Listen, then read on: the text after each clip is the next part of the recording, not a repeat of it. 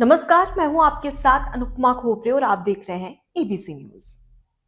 31 मार्च 2026 और 15 अप्रैल 2026 ये वो तारीख है जो कि पश्चिम बंगाल की मुख्यमंत्री ममता बनर्जी पर सबसे ज्यादा भारी पड़ने वाली है। वो किस लिए? दरअसल केंद्रीय गृह मंत्री अमित शाह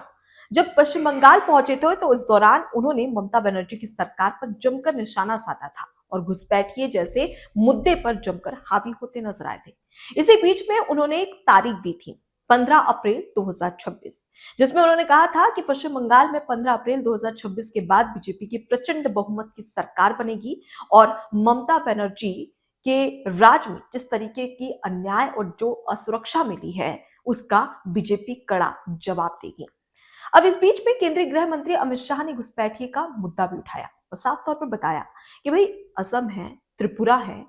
राजस्थान है, पंजाब है और कश्मीर है, और गुजरात, ये तमाम राज्य हैं जहां पर भारत की सीमा दूसरे देशों से मिली हुई है।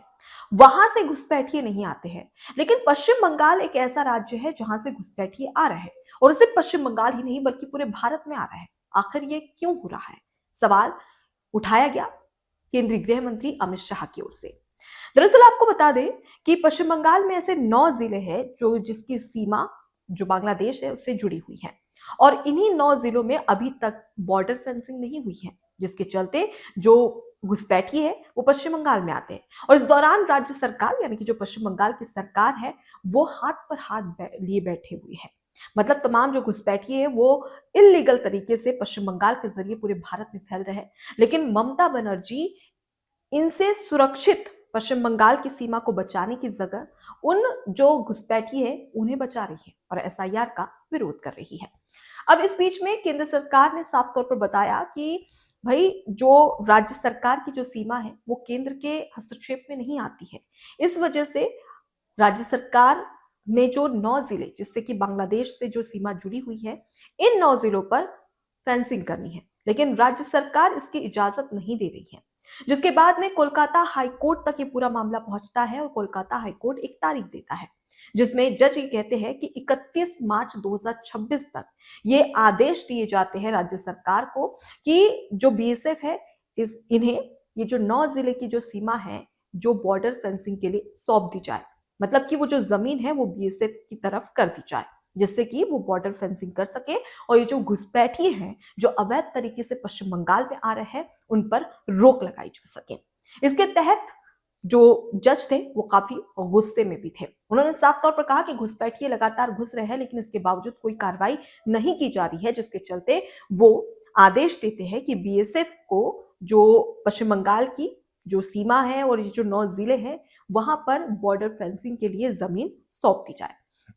अब यह आखिरी तारीख है 31 मार्च 2026। तो ये 2 तारीख है जिसमें ममता बनर्जी को वो फैसले लेने हैं जो वो आज तक अपने जीवन में कभी लेना नहीं चाहती थी। जी हाँ,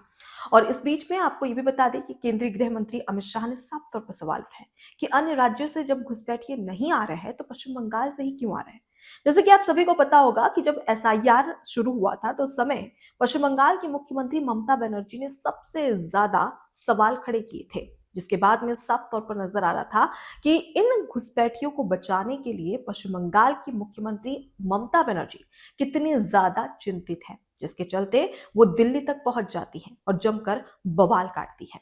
अब इस बीच में सबसे इंटरेस्टिंग पॉइंट तब आता है जब प्रधानमंत्री नरेंद्र मोदी की एंट्री होती है। दरअसल देश के प्रधानमंत्री नरेंद्र मोदी ने अब पश्चिम बंगाल की जनता के लिए एक पत्र लिखा है और एक भावुक कर देने वाला पत्र लिखा है, जिसमें प्रधानमंत्री नरेंद्र मोदी ने पश्चिम बंगाल की जनता से साफ तौर पर कहा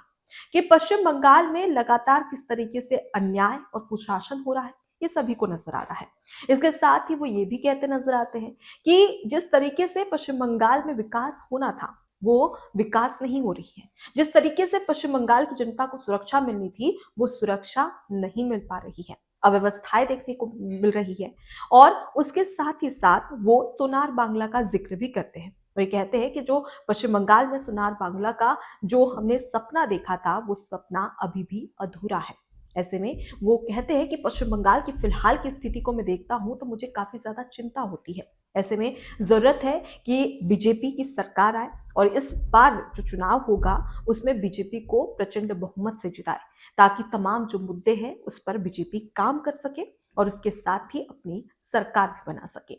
ये जो पत्र था ये काफी ज्यादा सोशल मीडिया पर भी वायरल हो रहा है और इस पर जमकर चर्चा हो रही है, क्योंकि आज से पहली बार ऐसा हो रहा है कि इस तरीके से देश के प्रधानमंत्री नरेंद्र मोदी ने किसी राज्य के लोगों के लिए इस तरीके से भावुक कर देने वाला पत्र लिखा हो, जिसमें तमाम बातें लिखी गई है प्रधानमंत्री नरेंद्र मोदी के ओर से पश्चिम बंगाल की जनता को। आपको बता दें कि जब 2016 में पश्चिम बंगाल में इलेक्शन हुए थे तो उस दौरान बीजेपी की केवल 3 सीटें आई थी, लेकिन धीरे धीरे बीजेपी ने पश्चिम बंगाल में काम किया और उसके बाद 2021 में जब चुनाव हुआ तो बीजेपी 77 सीटें जीत गई। हालांकि बीजेपी विपक्षी पार्टी के तौर पर अब काबिज हो गई और ममता बनर्जी की सरकार उस समय बन गई थी। और अगर हम टीएमसी और बीजेपी पश्चिम बंगाल के 2021 के विधानसभा चुनाव में वोट प्रतिशत का अंतर देखिए तो केवल 6.5% का अंतर था, जिसे केंद्रीय गृह मंत्री अमित शाह ने साफ तौर पर कहा कि उस समय तो अंतर भी था, अंतर भी बचने दिया था, लेकिन इस बार जब 2026 में चुनाव होंगे तो अंतर भी नहीं बचेगा। मतलब साफ तौर पर कहा कि इस बार पश्चिम बंगाल में बीजेपी की सरकार बनने वाली है। और देखिए इस बार ये जो चुनाव है वो क्यों हावी होने वाला है, वो इसलिए क्योंकि पश्चिम बंगाल में ऐसे कई मुद्दे हैं जो कि ममता बनर्जी के लिए एंटी इनकम्बेंसी जैसी स्थिति लेकर आए हैं। सबसे पहले महिला असुरक्षा को लेकर आपको याद होगा कोलकाता के आरजीकर मेडिकल कॉलेज में एक ट्रेनी डॉक्टर के साथ में दुष्कर्म होता है। वो मामला पूरे देश को झकझोर देने वाला था, लेकिन वहीं पर पश्चिम बंगाल की ममता बनर्जी ने किस तरीके से उनकी सरकार ने उस केस को हैंडल किया हम ये सभी जानते हैं। और उसके बाद में एक और केस सामने आता है पश्चिम बंगाल से ही, जहां पर एक छात्रा मेडिकल की छात्रा के साथ में दुष्कर्म होता है, जिसमें पश्चिम बंगाल की मुख्यमंत्री ममता बनर्जी खुद ये बोलती नजर आती है कि भाई जो छात्राएं थी वो रात में बाहर निकली ही क्यों। मतलब अगर आप एक फीमेल होने के नाते और देश पश्चिम बंगाल की एक राज्य की मुख्यमंत्री होने के नाते आपको जो छात्राएं हैं उन्हें सुरक्षा प्रोवाइड करवानी चाहिए, लेकिन आप तो उन्हीं पर पाबंदियां लगाने में जुटी हुई है, जिसके बाद में ममता बनर्जी को जमकर क्रिटिसाइज भी किया गया था। महिला असुरक्षा का मुद्दा और उसके बाद में अगर हम बात करें घुसपैठियों का मुद्दा तो ये भी काफी ज्यादा ममता बनर्जी के लिए हानिकारक साबित हो रहा है। और इसी के चलते तो एसआईआर जब शुरू हुआ पश्चिम बंगाल में तो ममता बनर्जी सीधे सड़कों पर उतर आई, यहां तक दिल्ली तक पहुंच गई थी। और अब उसके बाद में अगर हम बात करें तो विकास की व्यवस्थाओं की तो वो भी वहां पर बद से बदतर होती नजर आ रही है, जिस पर खुद प्रधानमंत्री नरेंद्र मोदी ने अपनी चिट्ठी में चिंता जाहिर की है और ये कहा कि पश्चिम बंगाल के वर्तमान स्थिति को मैं देखता हूं तो मुझे काफी ज्यादा दुख होता है, चिंता होती है कि जो पश्चिम बंगाल जो डिजर्व करता था वो उसे नहीं मिल रहा है। विकास से कोसों दूर है पश्चिम बंगाल। अब ऐसे में जो अपील की गई है प्रधानमंत्री नरेंद्र मोदी की ओर से, क्या वो पश्चिम बंगाल की जो जनता है वो स्वीकार करेगी, ये तो आने वाला वक्त बताएगा। लेकिन कहीं ना कहीं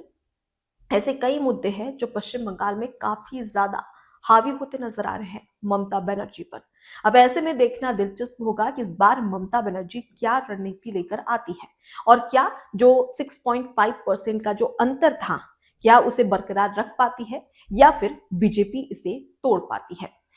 इसका इंतजार हम सभी को होगा। फिलहाल इस पूरे विश्लेषण को लेकर आपकी क्या राय है कमेंट बॉक्स में जरूर बताइएगा।